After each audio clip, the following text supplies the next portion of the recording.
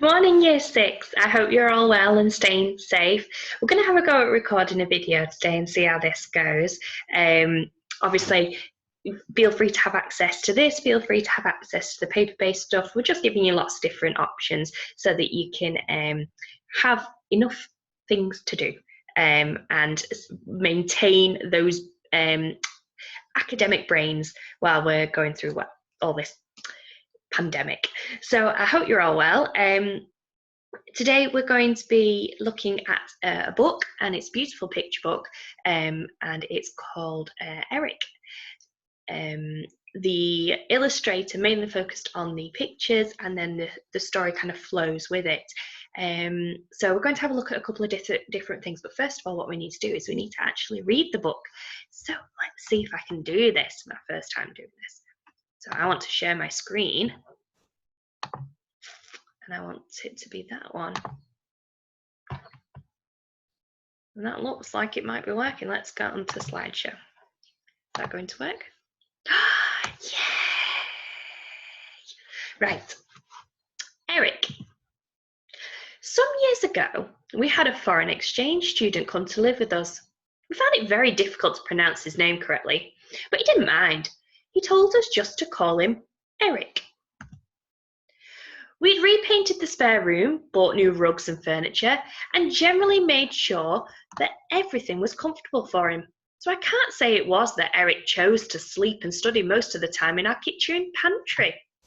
It must be a cultural thing, said Mum, as long as he's happy. We started storing food and kitchen things in other cupboards so we wouldn't disturb him. But sometimes I wondered if Eric was happy. He was so polite that I'm not sure he would have told us if something bothered him. A few times I saw him through the pantry door gap, studying with silent intensity, and imagine what it might be like for him here in our country. Secretly, I'd been looking forward to having a foreign visitor. I had so many things to show him. For once, I could be a local expert, a fountain of interesting facts and opinions. Fortunately, Eric was very curious and always had plenty of questions. However, they weren't the kind of questions I'd been expecting. Most of the time, I could only say, I'm not really sure, or that's just how it is. I didn't feel helpful at all. I'd planned for us to go on a number of weekly excursions together, as I was determined to show our visitor the best places in the city and its surrounds. I think Eric enjoyed these trips, but once again, it was hard to really know.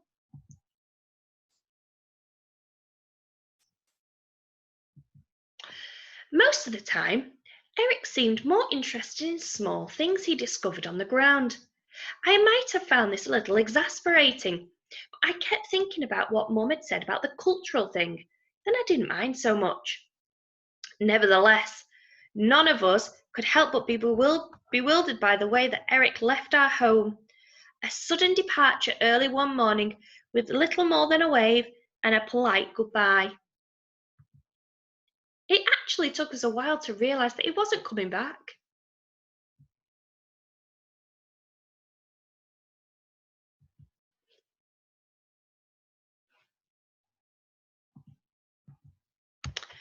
Okay, so that's the book. So let me just, can I exit this? There we go. Right, so first of all, obviously it's a very interesting book. It's quite short, and first thing we need to do is focus on the vocabulary in the book, because there are some words in this that we might not have seen before. So I'm still sharing my screen, hopefully, when I look back at this video.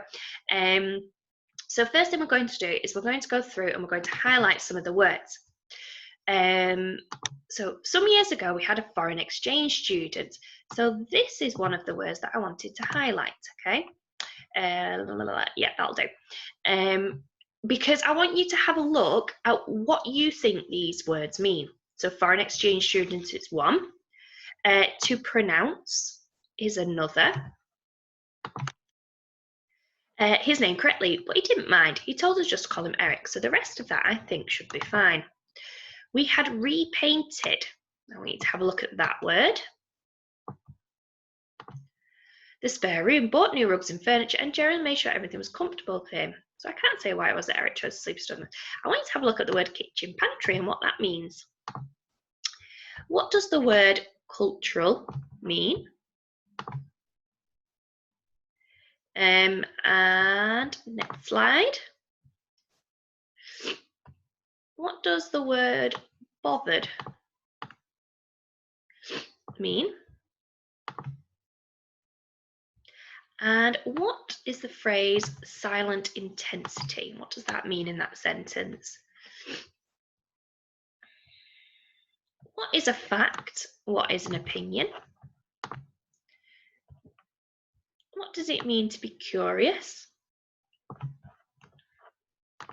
Oh, and what is a fountain in this sentence mean? What does it mean?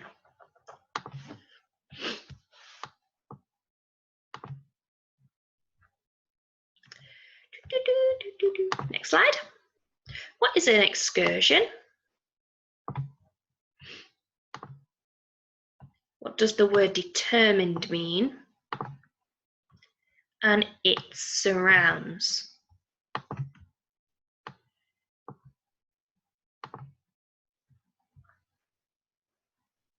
What does the word exasperating mean?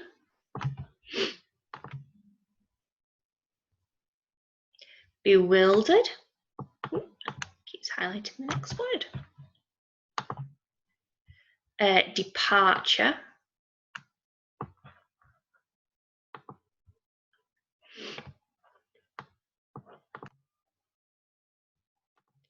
And that is all. Okay, so when we are coming up with how to figure out what a word means, there are a few things that we can do, especially if we were, for example, if we were doing testing, we would have a few ideas about how to figure out what the word means in the sentence, because obviously you can't use a dictionary in a test.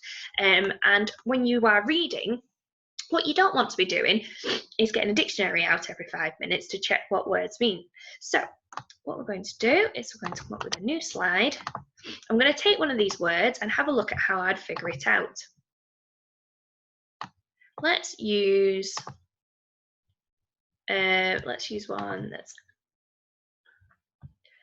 let's use this one, because I think we probably all know what this means. So I'm going to take the sentence so that we can have a look at it. There we go. We had repainted the spare room, bought new furniture, rugs and furniture.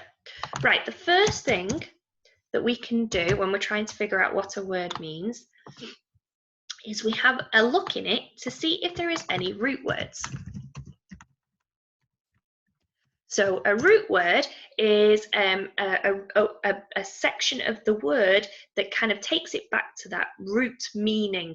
So for example, you could have the word aquamarine. Throwing a word out there. Aquamarine has the word aqua in it, so you know you've got something to do with water.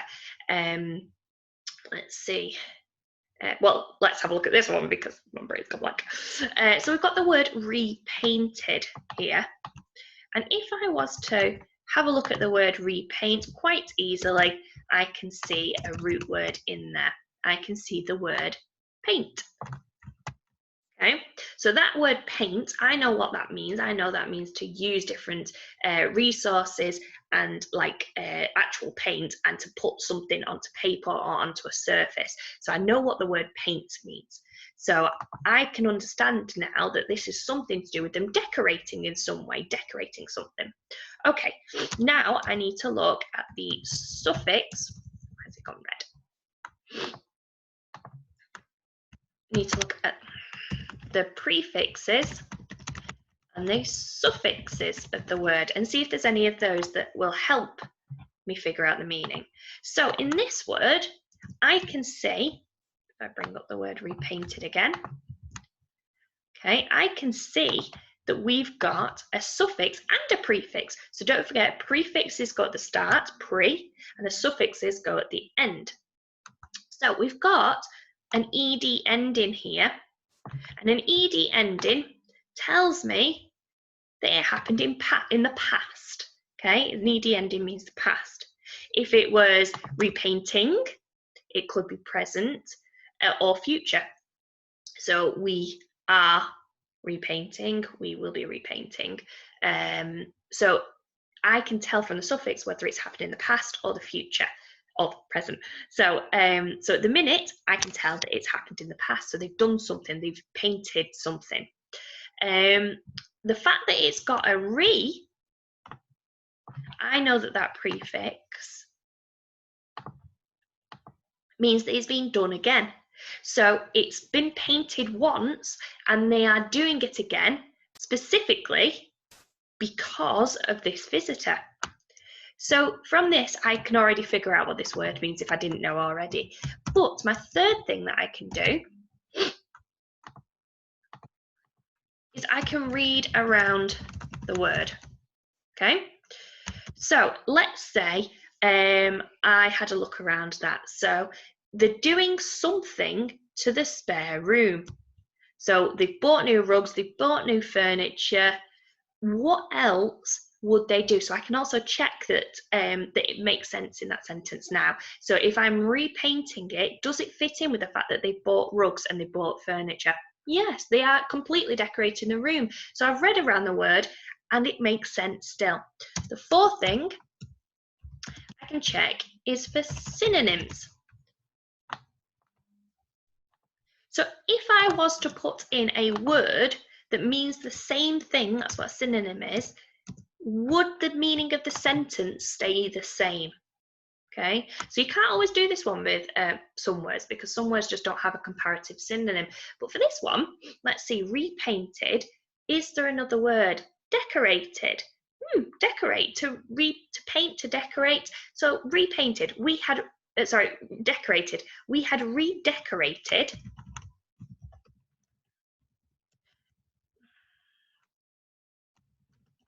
We had redecorated the spare room. Does that still make sense?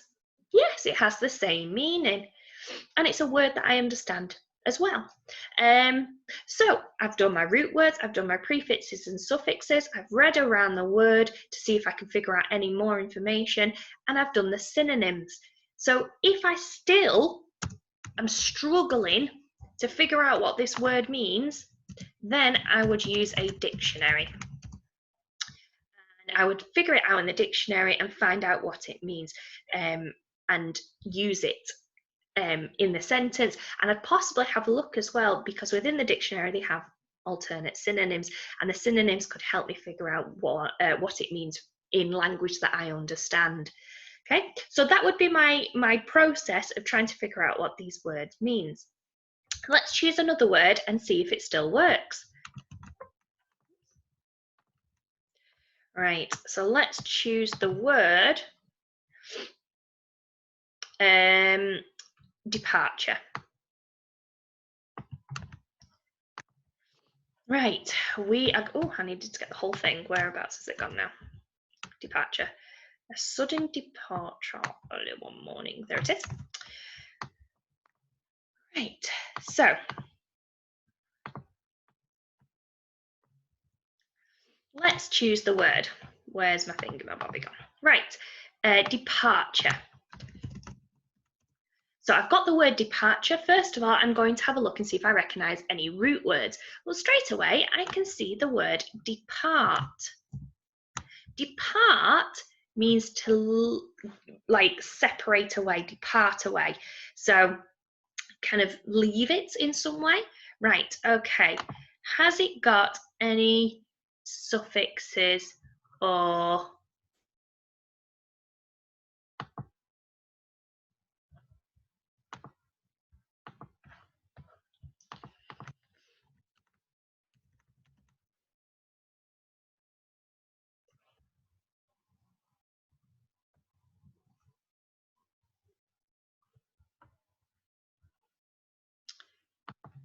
has it got any suffixes or prefixes? So departure. No, it's not got any suffixes or prefixes. So we can't use that, unfortunately. We're going to read around the word now. So, a sudden departure early one morning. little more than a wave and a polite goodbye. So when someone is waving and saying goodbye, that generally means that they're leaving. Okay, so let's have a look. Let's put a synonym in there and figure out if it still makes the same sentence. Makes the same sense. So let's have a look at our synonyms. There we go. Leaving, going, going away, leave taking. Okay, so let's go back onto that. Nope, not that one. Nope. We'll get the hang of this. There we go. A sudden leaving early one morning with little more than a wave and a polite goodbye. Leaving. Still makes sense. And then finally, if I didn't understand, I would go to the dictionary like I've brought up on here. And there's all the answers there. Okay, so that would be my way of figuring it out. Let's stop the share. There we go. Okay, so I'm going to put the PowerPoint onto the system. Hopefully it will load up for you and I'll try and put it as pictures, but your today activity is to try and figure out what those highlighted red words mean. Hope this has been useful. I have witted a little bit because that's just what I do apparently on these things. But let me know how you found it. Let me know if it's made sense. Okay, bye.